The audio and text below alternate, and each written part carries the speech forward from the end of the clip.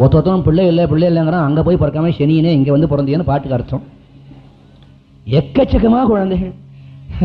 பரமாத்மா உன் அனுகிரகத்தில் அதில் ஒன்றும் குறைவில்லை, நிறைய குழந்தைகள்.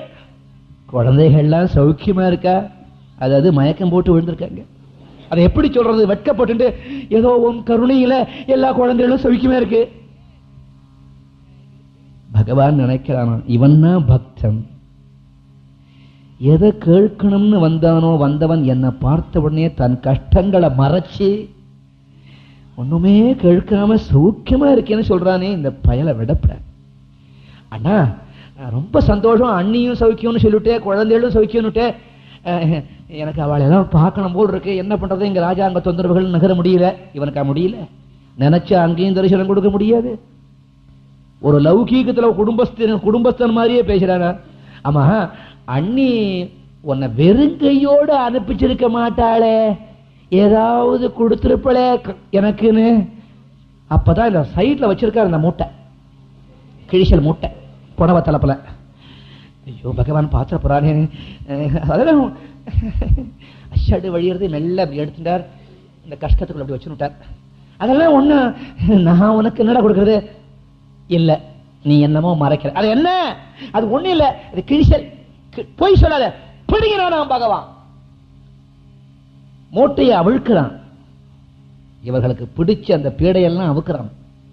அந்த மூட்டையை அவிழ்த்தா ஓட்டையா போடவே. ருக்மணி இங்க வா, இந்த புடவைய பார்த்தியா? ஆமா சுவாமி. எவ்வளவு கிழிசல். அந்த கிழிசலை மறைக்கிறதுக்காக ஒரு பூஷணி இலையை வச்சு அதுல அவல் வச்சிருக்காங்க. ருக்மணி, கிழிச புடவை நீ பார்த்தியே தவிர எங்க அண்ணி ரொம்ப கெட்டிக்காரி. ஞாபகம் இருக்கா? ஒரு சமயம் நீயும் நானும் விளையாடிட்டு இருக்கிற போது பழத்தை நறுக்கி சாப்பிடணும்னு உன்கிட்ட சொன்னேன். உடனே நீ என்ன பண்ண? நல்ல மாம்பழம் கொண்டு வந்தேன். கத்தியில நான் நறுக்கிற போது கையை வெட்டினுட்டேன். உடனே நீ மருந்து கொண்டு வரணும்னு உள்ள ஓடி போனேன். பக்கத்துல உட்காண்டிருந்த திரௌபதி என் கையில விட்டு பட்ட உடனே தம் புடவை தலைப்பை எடுத்து கிழிச்சு உடனே ஒரு கட்டு போட்டா. ஏண்டி, ஒரு 6 இன்ச்சு புடவை தலைப்பை கட்டிவிட்ட, கவலைப்படாத, எப்போ இந்த புடவையை கிழிச்சு என் கையில கட்டினியோ இனிமே அந்த புடவை உன்னை விட்டு போகாத நான் பார்த்துக்கிறேன்னு அன்னைக்கு பிரதிஜை பண்ணிட்டு துரியோதனாதிகள் அவள் மானத்தை வாங்குற போது அட்சயான்னு சொல்லி எத்தனை புடவைகள் அவளுக்கு கொடுத்தேன். இந்த கதை எங்க அன்னைக்கு தெரியும். ஏதாவது வேஷ்டியில மடிச்சு கொடுத்தா எனக்கு தெரியுமோ தெரியாதோ, புடவைன்னா பரமாத்மாவுக்கு நிறைய தெரியும். அதுவும் இந்த கோபிகைகள்லாம் வெட்கத்தை விட்டால்தான் என்னிடத்திலே வந்து அடைய முடியும் என்று உலகத்தாருக்கு நான் நீதி போதிப்பதற்காக இந்த கோபியர்களுடைய புடவைகளை எல்லாம் எடுத்து ஒரு நாள் ஒளித்து வைத்தேன். அதையும் நினைவு கொண்டு கிழிஷ புடவை வச்சிருக்கா. இதிலிருந்தே அவள் என்னிடத்திலே சொல்லாமல் அவள் எவ்வளவு சிரமப்படுறான்னு காட்டிவிட்டா. இவ்வளவும் நயன பாஷையிலேயே பேசிக்கிறார் ரெண்டு பேரும்.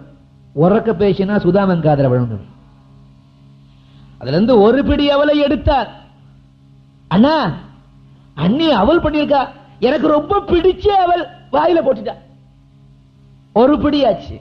இரண்டாவது பிடியும் பகவான் எடுத்தான், இரண்டாவது பிடியும் வாயில போட்டுட்டான். மூன்றாவது பிடி எடுத்து வாயில போடுற போது ருக்மிணி கையை பிடிச்சா. எல்லாரும் என்ன சொல்லுவா? ருக்மிணி சொன்னாலாம் பரமாத்மாவிண்ட, ஏற்கனவே நீங்க 2 பிடி அவளை வாயில போட்ட உடனே குபேரன் தலை குனிகிற அளவுக்கு அவளுக்கு எல்லாம் வந்துடும். இந்த 3வது பிடியும் போட்டுண்டா நம்ம 2 பேரும் அவ வீட்டுக்கு வேலைக்காரளா போகணும். ஆகையினால இந்த 3வது பிடி வேண்டாம் என்று நிறுத்தினாலும் கதை சொல்லுவா. தப்பு. ஜெகன்மாதா, உலக மாதா, எல்லோருக்கும் தாய், அப்படி சொல்லுவா? இல்லை. என்ன சொன்னாளா பரமாத்மா, 2 பிடியை நீ சாப்பிட்டுட்ட, ஒரு பிடியாவது எனக்கு வேணும். ஏன்னா எங்க அண்ணியும் பொம்மண்டாட்டியும் நானும் ஒரு பொம்மனாட்டி. அவ கஷ்டத்தை பார்த்துட்டேனா, மகாலட்சுமியான என் வயத்துல ஒரு கவலம் போனாதான் அங்க லட்சுமி கட்டாட்சம் வரும். அதனால உன் வயத்துல போட்டுட்டா மோட்சம் தான் வரும். 2 பிடி போட்டுட்ட மோட்சம் கொடுத்துருவ. என் வயிற்றுல போட்டாதான் அங்க செல்வம் வளரும் என்று நயன பாஷையை சொல்லிக்கொண்டு மற்றொரு பிடியை எடுத்து தான் உண்டாள. ஏண்டா பகவான் இந்த அவலை பிடிச்சு சாப்பிட்டான்னா, பகவான் எதுவுமே காரணம் இல்லாமல் எதுவுமே செய்ய மாட்டார். நமக்கு தெரியாது. சில சமயம் நம்ம கஷ்டப்படுவோம், ஏதோ ஆண்டவன் சோதிக்கிறான் நினைப்போம். தப்பு. பகவானுக்கு தெரியும் ஒவ்வொரு கணக்கும்.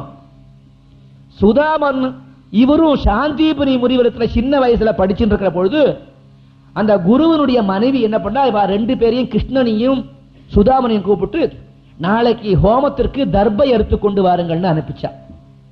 கிருஷ்ணனும் சுதாமனும் தர்பை அறுக்க போனார்கள். அங்க ஒருவேளை அவளுக்கு பசி எடுத்தா என்ன பண்றதுன்னு பகல் உணவுக்காக 3 பிடி அவல், அந்த 3 பிடி அவலை ஒரு துணியில கட்டி சுதாமண்ட கொடுத்து, சுதாமா நீயும் கிருஷ்ணனும் தர்பை அறுத்துட்டு உச்சி வேளை ஆயிடுத்துன்னா அவன் என்ன இருந்தாலும் ராஜா விட்டு பிள்ளை, அவனுக்கு 2 பிடி அவல் கொடுத்துடும், 1 பிடியை நீ சாப்பிட்டுடும். சரி மாமி. பரமாத்மா தர்பை எடுத்து வரத்துக்குள்ள இவனுக்கு பசி. சுதாமன் என்ன பண்ணா, பகவானுக்குள்ள அந்த 2 பிடியும் சேர்த்து சாப்பிட்டு 3 பிடியும் சாப்பிட்டு விட்டான். அப்பவே பகவான் பார்த்தான், எனக்குன்னு கொடுத்த அந்த 2 பிடியை நீ சாப்பிட்டு விட்ட, எனக்குன்னு கொடுத்ததை நீ சாப்பிட்டதுனால தான் உனக்கு இனிலிருந்து தரித்திரம் ஆரம்பம். பகவானுக்கு சேர வேண்டியதை எவனாவது தொட்டான்னா அன்னையிலிருந்து அவனுக்கு தரித்திரம் பிடிக்கும். இந்த கதை சொல்றான். கோவில் சொத்துல கைய வச்சவன், பகவானுக்கு சேர வேண்டியதுல கைய வச்சவன், தர்மஸ்தாபனங்கள்ல கைய வைக்கிறவன், அவன் என்ன ஆவான்னு புராணம் நமக்கு சொல்லி கொடுக்கிறான். பகவான் நினைக்கிறானா, எனக்குன்னு சேர வேண்டியதுல கைய வச்சுட்டே நீ அண்ணா, உனக்கு இருந்து தரித்திர ஆரம்பம். என்னைக்கு அந்த 2 படி அவல நீ எனக்கு திருப்பி தரையோ அன்னைக்கு தான் உனக்கு செல்வம் வரும்னு அன்னைக்கு தீர்மானம் பண்ணானாம் பகவான். இவ்வளவு நாட்களும் இவன் தரித்திரத்திலே கஷ்டப்பட்டு காரணம் அந்த அவலை இவன் திருப்பி கொடுக்காது. கொடுத்தான் 2 படிக்கு வட்டியோடு 1 படி 3 படி. அங்கே மாட மாளிகை கூடகோபுரத்தோடு குபேரன் தலைகுனிந்து நின்றானாம் செல்வத்தை பார்த்து. இதுக்கு மேல நான் கதை சொல்ல வேண்டிய அவசியம் இல்லை, குசேலோபாக்கியன் ஆயிடுத்து. இந்த கதையை மீண்டும் ஒரு முறை நடுத்தெருவில் சீனிவாச நாயக்கு வீட்டு வாசல்ல அவன் வீட்டுக்காரி லட்சுமி அந்த மூக்குத்திய தானமா வாங்கிட்டு கண்ணீர் விட்டு சொன்னானா, லட்சுமி நான் ஏன் அழறேன்னு கேட்டையே, எதுக்காக இந்த சுதாமன் கதையை சொன்னேன்னா, கேவலம் புல்லரிசியில பண்ணின அவள நான் வாங்கி சாப்பிட்டதுக்கே நான் எவ்வளவோ கடன் பட்டிருக்கேன் அந்த சுதாமனுக்கு. வைர மூக்கத்திய கொடுத்துட்டாளேடி, இவளுக்கு நான் என்ன பிரதி செய்வது என்று தெரியாமல் அழுகிறேன் நான். பகவான் செய் நன்றி மறவாதவன் இறைவன், செய் நன்றி மறவாதிருக்க வேண்டும் என்று நமக்கு வலியுறுத்துகிறான் தன்னுடைய திருவிளையாடலின் மூலமாக. கேவலம் புல்லினாலே செய்யப்பட்ட அரிசியை கொடுத்த ஒரே காரணம் அவனுக்கு அஷ்டலட்சுமிகளையும் போய் அனுகிரகிக்கும்படியாக செய்தேனே, வைர மூக்குத்தியே கொடுத்துட்டாளே, இதுக்கு நான் என்ன பண்ண போறேன்? என்ன பண்ண போறேனா? வைகுண்டத்திலே என்னை காட்டிலும் இவளுக்கு உயர்ந்ததொரு ஸ்தானம் கொடுப்பேன் என்று சொன்னான். லட்சுமி எனக்கு கொஞ்சம் காரியம் பாக்கி இருக்கு, நீ வைகுண்டம் போ, வருகிறேன். அந்த தாழ்விலாத தன்மையும் தளர்ச்சியற்ற வன்மையும் வாழ்வினால் பயன்களும் என் வாக்கிலே வரங்களும் பக்தியற்க சிந்தலைந்து பாடுகின்ற பான்மையும் பாடுவோர்க்க அநேக போக பாங்கியங்கள் என்றும் ஓங்க என்கரத்தியற்கையான சித்தியை தந்து ஞான மூர்த்தியாய் தனித்து வைத்த சக்தியம் நாம கீர்த்தனம் பரந்து நாடலாம் செழிக்கவும் பேரிடாத இன்பம் பொங்கி வீடலாம். ஞான தீபமேற்றி எங்கும் நாம கீதம் பாடுவோம், தர்ம சக்தி வாழ்கவென்று சந்ததம் கொண்டாடுவோம். ஞான தீபமேற்றி எங்கும் நாம கீதம் பாடுவோம், தர்ம சக்தி வாழ்க என்று சந்ததம் கொண்டாடுவோம். அன்னை அன்னை அன்னை அன்னை அன்பினுக்கு மங்களம், ஆதிசக்தி அம்பிகைக்கு அனந்த கோடி மங்களம்.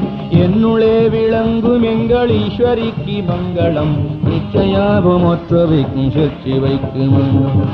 ஜெய ஆதிபராசக்திக்கு தென்னாடுடைய சிவனே போற்றி, வெற்றிவேல் முருகனுக்கு, ராஜா ராமச்சந்திர பகவானுக்கு सद्गुरु ज्ञानानंदमूर्ति की, आंजनेय स्वामी की, समस्त भक्त मंडली की, ब्रह्मैव सत्यम, सर्वत्र हरिनाम स्मरणम,